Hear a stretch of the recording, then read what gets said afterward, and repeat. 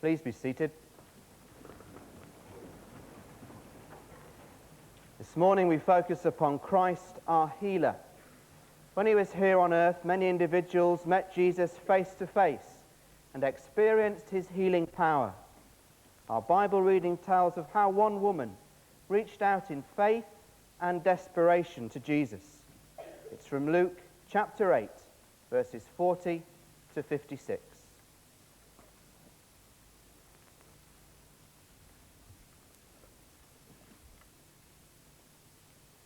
Now when Jesus returned, a crowd welcomed him, for they were all expecting him. Then a man named Jairus, a ruler of the synagogue, came and fell at Jesus' feet, pleading with him to come to his house because his only daughter, a girl of about 12, was dying. As Jesus was on his way, the crowds almost crushed him. And a woman was there who had been subject to bleeding for 12 years, but no one could heal her. She came up behind him and touched the edge of his cloak, and immediately her bleeding stopped. "Who touched me?" Jesus asked. When they all denied it, Peter said, "Master, the people are crowding and pressing against you." But Jesus said, "Someone touched me. I know that power has gone out from me." Then the woman, seeing that she could not go unnoticed, came trembling and fell at his feet. In the presence of all the people, she told why she had touched him and how she had been instantly healed. Then he said to her, "Daughter, your faith has healed you. Go in peace." While Jesus was still speaking, someone came from the house of Jairus, the synagogue ruler, and said, "Your daughter is dead. Don't bother the teacher anymore." Hearing this, Jesus said to Jairus, "Don't be afraid. Just believe, and she will be healed." When he arrived at the house of Jairus, he did not let anyone go in with him except Peter, John, and James, and the child's father and mother. Meanwhile, all the people were wailing and mourning for her. But Jesus said, "Stop wailing. She is not dead, but asleep." They laughed at him, knowing that she was dead. But he said, "My child, get up." Her spirit returned, and at once she stood up. Then Jesus told them to give her something to eat. Her parents were astonished, but he ordered them not to tell anyone what had happened. This is the word of the Lord. Thanks be to God.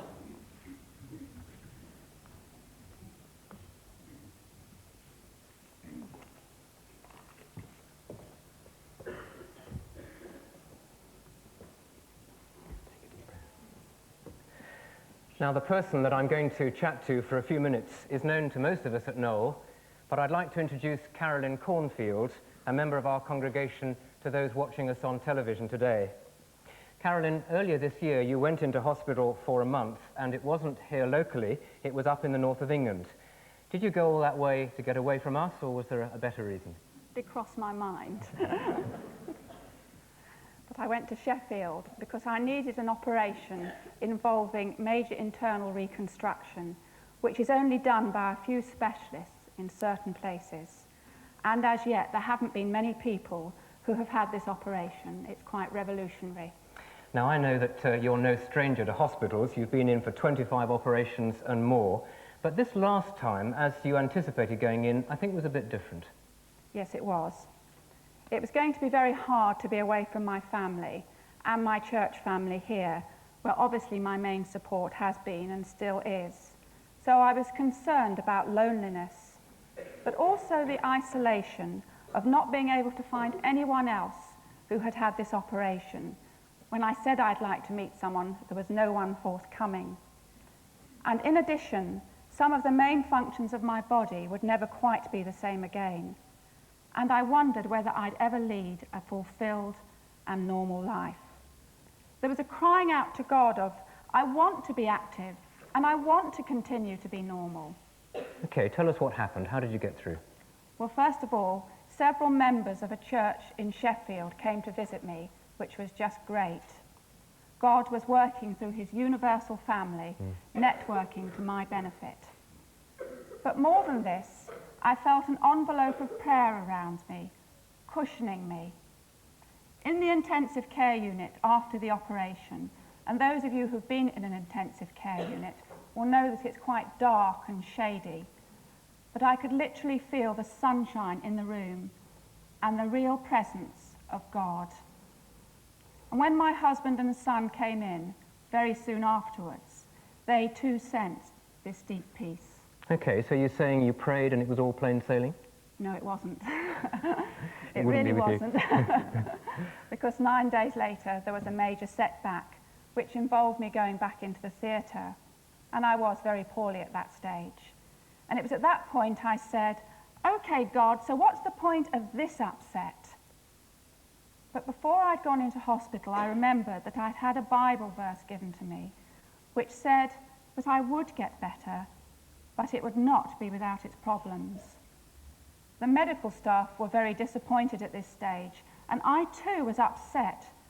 But within 2 or 3 minutes of being told I had to go back to theatre, I had this deep experience of peace and hope, a sort of looking forward.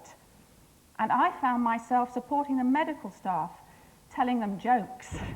Your sense of humour is always your greatest ally. This had to be from God. Carolyn, what would you say to someone about to face a major operation?